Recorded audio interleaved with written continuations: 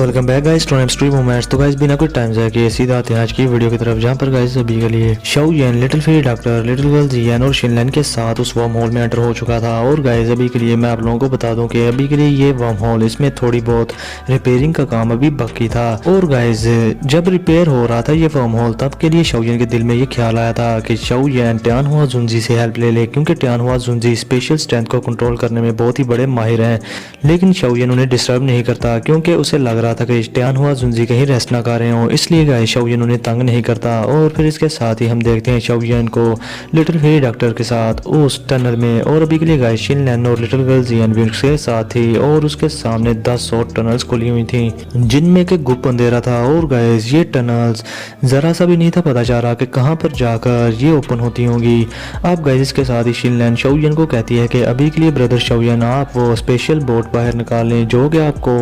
Luo clan के ancestor ने आपको दी थी। वो स्पेशल बोट इस वर्म होल की टनल में बहुत ही इजीली मूव करेगी और बहुत ज़्यादा स्पीड के साथ, इसलिए वो यहाँ पर बहुत ज़्यादा फायदेमंद होने वाली है। और आउटर वर्ल्ड में उसका कोई भी काम नहीं, वो बोट सिर्फ इस तरह के वर्म होल में ही यूज़ की जाती है। और इसके साथ ही गाइस शाओ येन जल्दी से वो बोट बाहर निकाल लेता है, तो वो बोट बहुत ज़्यादा बड़ी होती है, जिसे देखकर शाओ येन भी बहुत ज़्यादा हैरान होता है। और इसके साथ ही शिनलैन शाओ येन से कहती है कि अगर हम इस बोट का यूज़ करेंगे तो हमें सेंट्रल प्लेन्स तक पहुँचने में तकरीबन 20 दिन लग जाएंगे। जिसके साथ ही गाइस शाओ येन ये सब सुनकर थोड़ा बहुत हैरान हो जाता है। और गाइस अभी के लिए उस स्पेशल बोर्ड पर बहुत सारी स्पिरिचुअल स्ट्रेंथ थी, और ऐसा लग रहा था कि ये जैसे मानो कोई ट्रैकर हो जो कि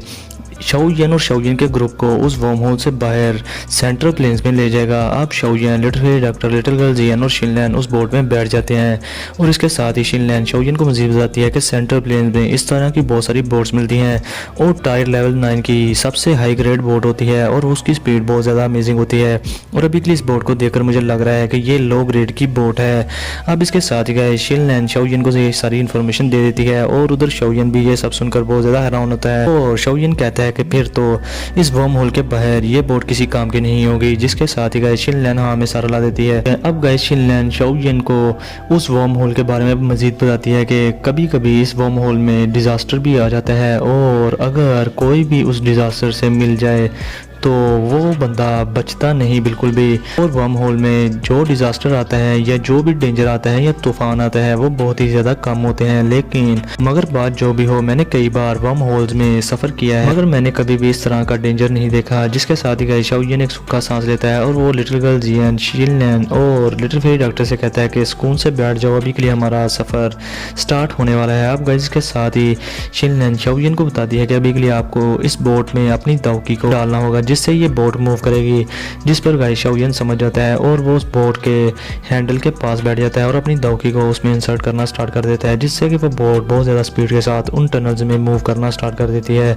अब तकरीबन 16 दिन गुजर जाते हैं शाओ येन को ऐसे ही बैठे, और लिटिल फेरी डॉक्टर उठकर शाओ येन की जगह पर आ जाती है और शाओ येन को रेस्ट करने का कहती है, और शाओ येन को बताती है कि अभी के लिए 16 दिन गुजर चुके हैं और हम बहुत ही ज़्यादा करीब हैं सेंट्रल प्लेन्स पहुँचने में। जिसके साथ ही गाइस शाओ येन एक स्माइल करता है, मगर इसके साथ ही आसपास की टनल की स्पेशल स्ट्रेंथ बहुत ज़्यादा वीक होना स्टार्ट हो गई थी, और वहाँ से बड़े बड़े ब्लैक होल बनना स्टार्ट हो गए थे। जिसके साथ ही शिनलैन समझ जाती है कि अभी के लिए वो बहुत बड़े डिजास्टर से मिलने वाले हैं, क्योंकि गाइस वर्म होल में इस तरह के मसले बहुत कम ही होते थे, लेकिन जब होते थे तो बहुत बड़े डिजास्टर आते थे। अब उसके साथ ही उस वर्म होल में बहुत सारे ब्लैक होल्स बनना स्टार्ट हो जाते हैं, जो कि शाओ येन की बोट को अपनी तरफ खींचना स्टार्ट कर देते हैं। जिसके साथ ही गाइस लिटिल फेरी डॉक्टर अपनी दावकी को बाहर निकाल कर अपनी उस बोट को, स्पेशल बोट को हर तरफ से कवर कर लेती है, और शाओ येन बोट की स्पीड को कम कर देता है। जिसके साथ ही गाइस वो उन ब्लैक होल से बचते हुए वहां से निकलना स्टार्ट कर देते हैं। अब गाइस इस डिजास्टर के आने से पहले शाओ येन लिटिल फेरी डॉक्टर से बात कर रहा था उसकी बॉडी के बारे में, कि उसको उसकी वॉयफुल बॉडी को कंट्रोल करने के लिए उसके पास अभी के लिए रैंक 6 का मॉन्स्टर कोर है। और शाओ येन उसे समझाता है कि अगर हमें रैंक 7 का स्कॉर्पियन बीस्ट मिल गया और हमने उसका मॉन्स्टर कोर हासिल कर लिया, तो फिर मैं तुम्हारे लिए उस मॉन्स्टर कोर का यूज़ करके पिल बना दूंगा। लेकिन अगर हमें वो नहीं मिला तो हम क्रिटिकल कंडीशन में इस रैंक 6 के मॉन्स्टर कोर का ही यूज़ करेंगे उस पिल को बनाने के लिए। जिसके साथ ही लिटिल फेरी डॉक्टर शाओ येन से कहती है कि ये सब तुम पर है, तुम ही ये सब मैनेज करोगे। जिसके साथ ही शाओ येन कहता है कि मैं अपने फ्रेंड्स को कभी भी निराश नहीं करता। जिसके साथ ही लिटिल फेरी डॉक्टर उसे टीज करते हुए कहती है कि सिर्फ फ्रेंड्स ही, इससे ज़्यादा और भी कुछ नहीं किया। जिस पर शाओ येन की भी बोलती बंद हो जाती है और वो भी हंसना स्टार्ट कर देता है। लेकिन गाइस इसके बाद ही वो डिजास्टर आता है जिस पर शाओयन की चड्डी बिल्कुल गीली हो चुकी थी। और अब गाइस अभी के लिए शाओयन अपनी पूरी कोशिश कर रहा था कि वो उन ब्लैक होल से बच पाए, क्योंकि गाइस अगर इन ब्लैक होल्स में वो चले जाते तो कोई 2 जोन क्लास का एक्सपर्ट तो उनसे बच ही नहीं सकता था। बस वहाँ से अगर कोई बच के निकल सकता था तो वो एक्सपर्ट कोई अलाइड 2 जोन लेवल का एक्सपर्ट होगा। मगर अभी के लिए ये 2 जोन लेवल के एक्सपर्ट नहीं थे, इनमें सिर्फ लिटिल फेरी डॉक्टर थी जो कि 2 जोन क्लास के एक्सपर्ट थी और ये स्ट्रेंथ इतनी भी सफिशिएंट नहीं थी। अब इसके साथ ही गाइस उन ब्लैक होल्स की सक्शन फोर्स बहुत ज़्यादा बढ़ जाती है और वो उस बोट को अपनी तरफ बिल्कुल बड़ी स्पीड से खींचना स्टार्ट कर देते हैं, जिसके साथ ही गाइस शाओयन लिटिल गर्ल जियन से भी मदद के लिए चलाता है और कहता है कि जल्दी से इधर आओ और इस बोट को संभालो और इसमें अपनी दावकी डालो। जिसके साथ ही गाइस लिटिल गर्ल जियन भी आगे बढ़कर अपनी बड़ी फार्म में आ जाती है और इसके साथ ही वो अपनी सारी दावकी उस बोट में डालना स्टार्ट कर देती है, जिससे उसकी बोट की स्पीड बहुत ज़्यादा बढ़ जाती है। मगर उस सक्शन फोर्स की वजह से जो कि वो ब्लैक होल उस बोट को अपनी तरफ खींच रहे थे, उसकी वजह से उस बोट की स्पीड वो बोट बिल्कुल हवा में स्टक होकर रह गई थी। अब इसके साथ ही शाओयन भी हालात की नज़ाकत को देखते हुए अपने बोन विंग्स बाहर निकाल लेता है और उस बोट के पीछे चला जाता है और उसको धक्का लगाना स्टार्ट कर देता है। मगर गाइस इससे भी बात नहीं बनती, लेकिन शाओयन भी कहाँ पीछे हटने वाला था। वो जल्दी से अपनी 3000 लाइटनिंग मूवमेंट का यूज़ करता है और अपने बोन विंग्स का भी यूज़ करके उस बोट को वहाँ से निकालना स्टार्ट कर देता है। और वैसे भी शाओयन की स्पीड काफ़ी ज़्यादा फ्राइटनिंग हद तक बढ़ चुकी थी और अभी के लिए जो ब्लैक होल था वो उस वर्म होल में और भी बड़ा होता जा रहा था और उस आसपास की स्पेशल स्ट्रेंथ ख़त्म होती जा रही थी और उसकी सक्शन फोर्स बहुत ही ज़्यादा बड़ी थी। मगर शाओयन नहीं रुकता, वो उस स्पेशल बोट को पूरी ताकत से धक्का लगा रहा था और एट द एंड शाओयन को सामने की तरफ से एक रास्ता नज़र आ रहा था जहाँ से बहुत ज़्यादा रोशनी आ रही थी और शाओयन उस बोट को वहाँ पर लेकर चला जाता है और उसको बहुत ही ज़्यादा फोर्स के साथ धक्का लगाता है और वो बोट उस वर्म होल से बाहर निकल जाती है। मगर शाओयन उस बोट को उस वहाँ से बाहर तो निकाल देता है मगर खुद उस वर्म होल के स्पेस स्टॉर्म में फंस जाता है। अब इसके साथ ही गाइस थोड़ी देर के बाद हमारा सीन शिफ्ट होता है little fairy doctor, little girl जियन और शिनलेन पर, जो कि ओपन ग्राउंड में आ चुके थे और अभी के लिए वो शाओयन को ना पाकर बहुत ही ज़्यादा परेशान हो जाते हैं। और लिटिल फेरी डॉक्टर जल्दी से कहती है शिनलेन से कि शाओयन कहाँ पर है, वो कहाँ चला गया। जिसके साथ ही गाइस लिटिल गर्ल जियन जो कि छोटी हो चुकी थी फिर से, वो भी हमें दिखने को मिलती है। और इसके साथ ही शिनलेन लिटिल फेरी डॉक्टर से कहते हैं कि तुम अभी के लिए रिलैक्स हो जाओ क्योंकि बिग ब्रदर शाओयन वो उस टनल से बिल्कुल निकल चुके होंगे और वो सही सलामत होंगे। जिस पर फेरी डॉक्टर और जियन शिनलेन से बड़े ही वरीड होकर पूछते हैं कि वो फिर कहाँ पर है। जिसके साथ ही उस पर शिनलेन कहती है कि वो भी उस वर्म होल से निकल चुका होगा, लेकिन एट द एंड मोमेंट वहाँ पर स्पेस टनल एक और बन गई होगी जिससे कि वो पता नहीं कहीं और टेलीपोर्ट हो चुका है और मुझे भी नहीं पता कि वो सेंट्रल प्लेन्स में किस जगह पर लैंड हुआ होगा। अब गाइस आप लोग कहोगे कि लिटिल फेरी डॉक्टर इनमें से सबसे ज़्यादा स्ट्रॉन्ग थी, उसने इस वर्म होल में हेल्प क्यों नहीं की। तो मैं आप लोगों को बता दूंगा इसके लिटिल फेरी डॉक्टर ने अपनी पूरी दावकी अनलिश कर दी थी उस स्पेशल बोट को हर तरफ से कवर करने के लिए, और अगर वो स्पेशल बोट को हर तरफ से कवर ना करती तो वो बोट कब की उन ब्लैक होल्स में जा चुकी होती और ये सारे के सारे मर चुके होते। मगर इन सब ने ही अपना अपना कंट्रीब्यूशन देकर खुद को बचाया। और अभी के लिए गाइस शाओयन जिसने के अपनी पूरी ताकत लगा दी थी उस बोट को बाहर निकालने के लिए, वो पता नहीं किस हाल में होगा। अब इसके साथ ही गाइस हमारा सीन शिफ्ट होता है एक डेजर्ट पर, जहाँ पर गाइस एक बंदा किसी लाश की तरह लेटा हुआ था और वो उसकी पूरी बॉडी पर ही बहुत ज़्यादा जख्म थे और बस दूर से देखने से वो सिर्फ एक लाश लग रहा था और बिल्कुल वो मरने के बहुत ही ज़्यादा करीब था। और गाइस ये और कोई नहीं बल्कि अपना शाओयन था जो कि पूरी तरह से खून में भीग चुका था और ये सब उस वर्म होल के उस स्टॉर्म की वजह से हुआ था जो कि उस टनल में तूफान आ गया था स्पेशल स्ट्रेंथ का। अब इसके साथ ही गाइस हम शाओयन को करीब से देखते हैं जो कि अपनी स्टोरेज रिंग में से बड़ी मुश्किल से एक पिल निकाल कर अपने मुंह में रख लेता है और गाइस अभी के लिए वो हिलने जुलने के भी काबिल बिल्कुल नहीं था। अगर उसकी बॉडी में हेवनली फ्लेम्स ना होती तो उसकी बॉडी कब की मिट्टी में बदल चुकी होती, लेकिन हेवनली फ्लेम्स की वजह से ही शाओयन अभी के लिए जिंदा था। अब इसके साथ ही शाओयन खुद से कहता है कि जब तक मैं अपनी थोड़ी सी दावकी को रिकवर ना कर लूं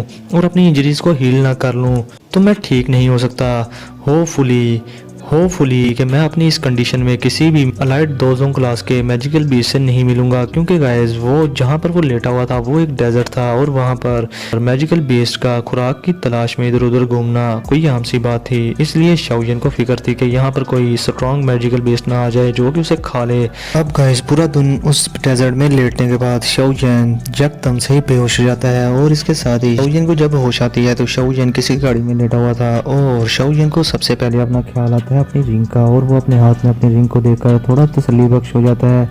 और फिर उसकी नज़र एक बंदे पर पड़ती है जिसका नाम के हैन चोंग था और वो हैन क्लैन से था। मैंने गाइस हैन क्लैन का है, होन क्लैन नहीं कहा। हैन क्लैन और होन क्लैन में बहुत ज़्यादा फ़र्क है। अब इसके साथ ही गाइस हैन क्लैन का वो बंदा हैन चोंग जिसने कि शाओजिन को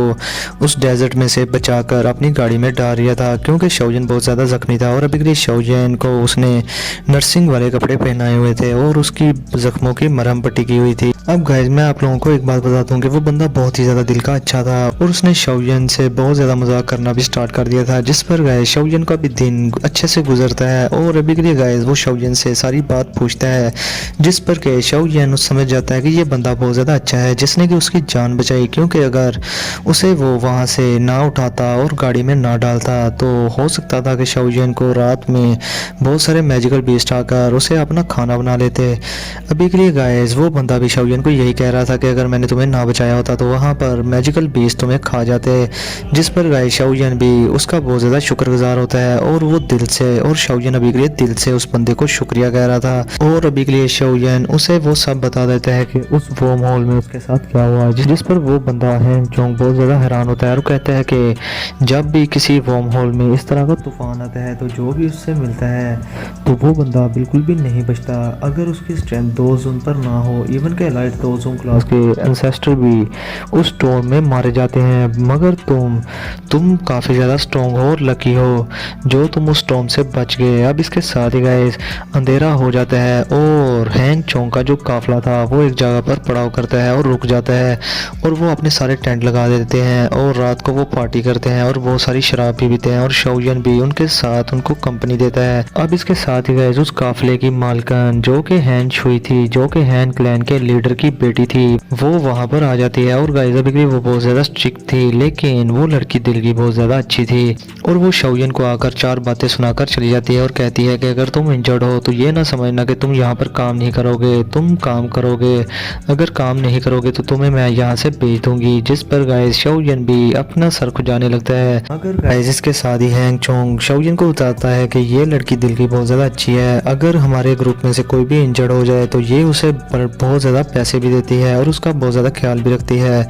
मगर दूसरी मर्सनरीज से में अगर कोई इंजर हो जाए तो वो लोग उस बंदे को सीक्रेटली किल कर देते हैं, लेकिन ये लड़की ऐसा नहीं करती और हम इसे बहुत ज़्यादा लाइक भी करते हैं, ये बहुत ही ज़्यादा दिल की अच्छी है। जिस पर गाइस शाओजिन भी अपने दिल में उस लड़की को प्रेज करता है और शाओजिन को वो पुराने दिन याद आ जाते हैं कि जब के वक्त वो मास्टर याओ के साथ ट्रेनिंग करता था और इधर उधर और जामा एम्पायर में इधर उधर आवारागर्दियाँ किया करता था और बहुत सारी मर्सनरीज कंपनी से मिला करता था और उन्हें धोया करता था और कुछ को बचाया करता था। अब गाइस शाओजिन के उस हैन क्लैन के हैंग चोंग जो कि बहुत अच्छा बंदा था उससे काफ़ी अच्छी दोस्ती हो गई थी और शाओजिन और उसका काफ़ी अच्छा हंसी मजाक भी स्टार्ट हो गया था।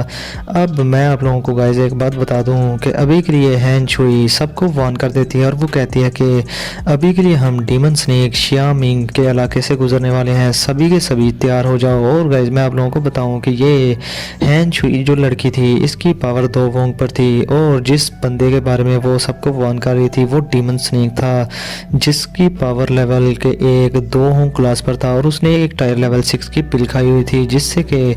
उसकी आधी बॉडी इंसान की और आधी स्नेक की थी और उस मैजिकल माउंटेन रेंज पर जितने भी सांप थे वो उसी का ऑर्डर माना करते थे और वहाँ पर बहुत सारे बिल थे और अगर कोई स्ट्रॉन्ग एक्सपर्ट उससे टक्कर लेता तो वो डीमन स्नेक उन बिलों में छुप जाता और कोई भी उसे ढूंढ नहीं पाता था, इसलिए वो किसी से भी नहीं डरा करता था और जो भी वहाँ से गुजरता वो उससे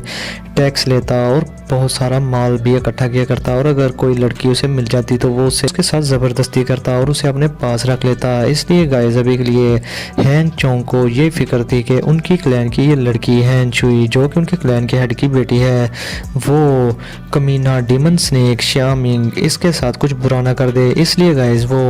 हैन चुई को एक बग्गी में बंद कर देते हैं और वहां से लेकर जाने लगते हैं। और अभी के लिए गाइस हैन चोंग का पावर लेवल 2 लिंक क्लास की पीक पर था। अब शाओयन को भी सब मैटर के बारे में अच्छे से पता था, मगर वो अभी के लिए किसी भी मामले में टांग नहीं अड़ाना चाहता था और किसी को भी कुछ कहना नहीं चाहता था। लेकिन गाइस अभी के लिए बात जो भी हो, इन लोगों ने शाओयन की जान बचाई थी। शाओयन ऐसे भी नहीं बैठ सकता था कि जब ये किसी मुश्किल में पड़ जाए। अब जब वो उस डीमन स्नेक के इलाके से गुजरने लगते हैं तो वहां पर वही डीमन स्नेक अपीयर हो जाता है और गाइस अभी के लिए वो हंसते हुए कहता है कि तुम लोग मुझे बताए यहाँ से कहाँ चले,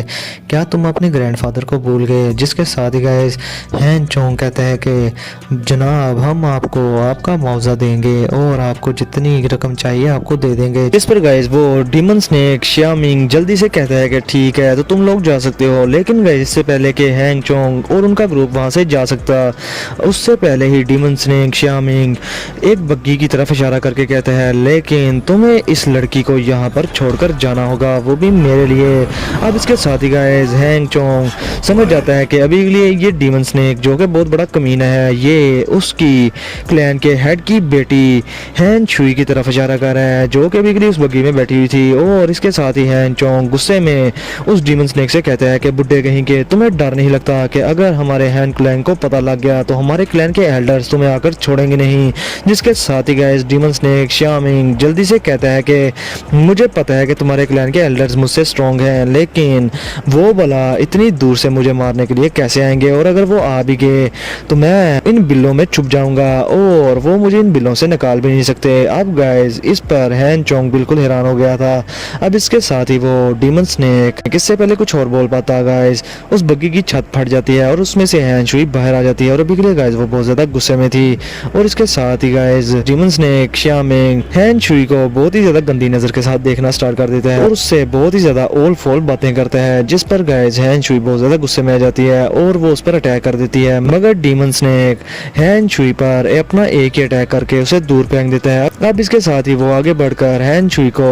पकड़ने के लिए जाने लगता है और कहता है कि छोटी लड़की मैं तुम्हारा बहुत अच्छे से ख्याल रखूंगा। लेकिन इससे पहले कि वो उसे छू पाता, इसके साथ ही गाइस आसमान से एक आवाज आती है और वो कोई एल्डरी वॉइस थी, यानी कि कोई बुड्ढा बोल रहा था और वो कहता है कि इस लड़की को और इस ग्रुप को यहीं पर छोड़ दो वरना तुम्हारी हालत कुत्तों से भी बुरी कर दूंगा। अब इसके साथ ही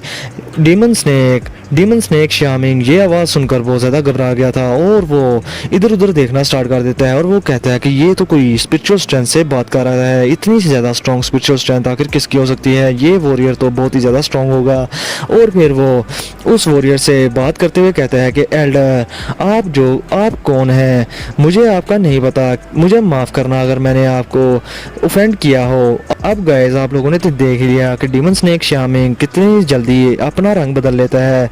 कि उसके जैसे ही उसके सामने कोई स्ट्रॉन्ग ओपोनेंट आया तो उसका रंग ही फीके पड़ गए। मगर गाइस वो बंदा जो कि इस डीमन स्नेक से बात कर रहा था वो उसे कहता है कि अभी के लिए तुम्हारे लिए बेहतर ये होगा कि इन लोगों को छोड़ दो और इस लड़की को भी, और यहाँ से दफा हो जाओ 10 सेकंड के अंदर अंदर, वरना फिर तुम मुझे ब्लेम ना करना कि मैंने तुम पर कोई जुल्म कर दिया। अब इसके साथ ही गाइस वो डीमन स्नेक जब इधर उधर देखते हैं कि बाकी के लोअर रैंक के स्नेक्स उसे देख रहे थे तो वो पीछे हटने को अपनी इंसल्ट समझ रहा था, क्योंकि अगर वो पीछे हटेगा तो उसकी इन स्नेक्स के सामने बहुत ज़्यादा बेइज्जती होगी, क्योंकि वो ये कहेंगे कि ये अनदेखे दुश्मन के सामने से ही डर कर भाग गया। अब इसके साथ ही गाइस डीमन स्नेक श्यामिंग अपनी हरकतों से बाज नहीं आता और वो अपनी जिद में हैन चुई को पकड़ने के लिए जाने लगता है। लेकिन इससे पहले कि वो उसे पकड़ पाता, एक इनविजिबल पाम उसकी चेस्ट पर आकर हिट करती है, जिससे वो बहुत ज़्यादा दूर जाकर गिरता है और अभी के लिए गाइस उसकी बहुत ज़्यादा बुरी हालत हो गई थी और वो समझ आता है कि सामने वाला ओपोनेंट बहुत ही ज़्यादा स्ट्रॉन्ग है, जो कि अभी के लिए उसे नज़र नहीं आ रहा। और इधर हैन चुई भी बहुत ज़्यादा हैप्पी थी कि चलो कोई ना कोई आ ही गया उसकी हेल्प करने के लिए, चाहे वो जो भी हो। अभी के लिए तो डूबते को तिनके का सहारा था। अब इधर वो डीमन स्नेक गाइस बहुत ज़्यादा डर चुका था और वो वहाँ से जल्दी से भाग जाता है और गाइस वो कहता है कि अभी के लिए मैं कभी भी इन लोगों से पंगा नहीं लूँगा। अब गाइस डीमन स्नेक के वहां से भाग जाने के बाद हैन चुई आसमान की तरफ देखकर ग्रीट करती है और कहती है कि एल्डर आपका बहुत ज़्यादा शुक्रिया, आपने हमारी हेल्प की। जिसके साथ ही गाइस आगे से आवाज़ आती है कि मैं तो बस यहाँ से गुजर रहा था और आप लोगों के ग्रुप की मैंने बस रैंडमली हेल्प कर दी, इसमें कोई भी बड़ी बात नहीं और तुम अभी के लिए जा सकते हो। जिसके साथ ही गाइस हैन चुई एक बार फिर से आसमान की तरफ देखकर ग्रीट करती है और अपने ग्रुप को ऑर्डर देती है कि चलो यहाँ से जल्दी से निकलते हैं। अब गाइस हमारा सीन शिफ्ट होता है उस बकेट की तरफ जिसमें कि अभी के लिए शाओयन लेटा हुआ था और गाइस ये बंदा और कोई नहीं शाओयन था जिसने कि अपनी स्पिरिचुअल स्ट्रेंथ का यूज करके आसमान में एक बुड्ढे की वॉइस निकाली थी और उस डीमन स्नेक हैन चुई पर अटैक करके उसे दूर फेंक दिया था। मगर गाइस अभी के लिए शाओयन खुद को किसी के भी सामने रिवील नहीं था करना चाहता, इसीलिए उसने अपनी स्पिरिचुअल स्ट्रेंथ का यूज किया। अब इसके साथ ही वो लोग वहां से निकल जाते हैं। मगर गाइस आप लोग क्या समझते होगे, इनके लिए खतरा अभी भी टल गया। अब इधर दूसरी तरफ हैन क्लैन की वो लड़की हैन चुई शाओयन के पास आती है और अभी के लिए वो शाओयन से बहुत ही अच्छे से बात कर रही थी और उसके बैकग्राउंड के बारे में जानने की कोशिश कर रही थी। मगर शाओयन भी कोई कच्चा खिलाड़ी नहीं था, वो अपने बारे में उसे कुछ भी नहीं बताता, जिस पर हैन चुई तिलमिला कर रह जाती है और वो गुस्से में शाओयन को बातें सुनाते हुए वहां से चली जाती है। और इधर शाओयन भी उसकी बातों पर इतने कान नहीं धरता और वो हैन चोंग के साथ हंसी मजाक में लग जाता है। मगर गाइस इससे पहले कि हैन चुई वहां से जा पाती उस वहां पर एक मैसेंजर बर्ड आता है जो कि हैन क्लैन की तरफ से भेजा गया था और वो मैसेंजर बर्ड एक लेटर लेकर आया था जिसमें कि हैन क्लैन के एल्डर्स ने लिखा हुआ था कि अभी के लिए होंग क्लैन के साथ उनके मामलात बहुत ज़्यादा ख़राब हो चुके हैं और हो सकता है कि उनके काफिले पर होंग क्लैन के लोग अटैक भी कर दें, इसलिए वो केयरफुल रहें। जिसके साथ ही गाइस ये बात रीड करने के बाद हैन चुई बहुत ज़्यादा घबरा जाती है। अब इधर शाओयन भी ये सारी बातें सुन लेता है और वो हैन चोंग से पूछता है कि ये होंग क्लैन कौन सा क्लैन है। जिसके साथ ही होंग चैन शाओयन को बताता है कि ये क्लैन हमारा राइवल है और इस होंग क्लैन को विंड लाइटनिंग पवेलियन सपोर्ट करता है। तो गाइस इसके साथ ही हम आज का ये एपिसोड यहीं पर करते हैं खत्म और कल जाकर पता चलेगा कि विंड लाइटनिंग पवेलियन और इस होंग क्लैन का चक्कर क्या चल रहा है और शाओयन इंटर प्लेन्स में पहुंचने के बाद सबसे पहले अपना दुश्मन किसको बनाएगा। तो फिर गाइस कल की वीडियो में हमें पता चलेगा। तो गाइस वीडियो को लाजमी लाइक करो, शेयर करो और चैनल को सब्सक्राइब कर दो। और मैं आप लोगों से आज बात कहना चाहता हूँ कि जैसे ही 7.8 के एक महीने पहले थे अभी भी 7.8 के हैं गाइस। मैं डेली वीडियो अपलोड तो कर रहा हूँ मगर आप लोग भी तो कोई इंप्रूवमेंट कर दो गाइस। वीडियो को शेयर कर दिया करो और चैनल को ज़्यादा से ज़्यादा सब्सक्राइब करो जिन्होंने चैनल को सब्सक्राइब नहीं किया हुआ, और इस चैनल को भी हर तरफ शेयर करो ताकि दूसरे लोग भी जान पाएँ इस चैनल के बारे में और इस वीडियोस के बारे में। तो फिर मिलते हैं आप लोगों से गाइस नेक्स्ट वीडियो में, तब तक के लिए अपना और अपने पैरों का बहुत सारा ख्याल रखें।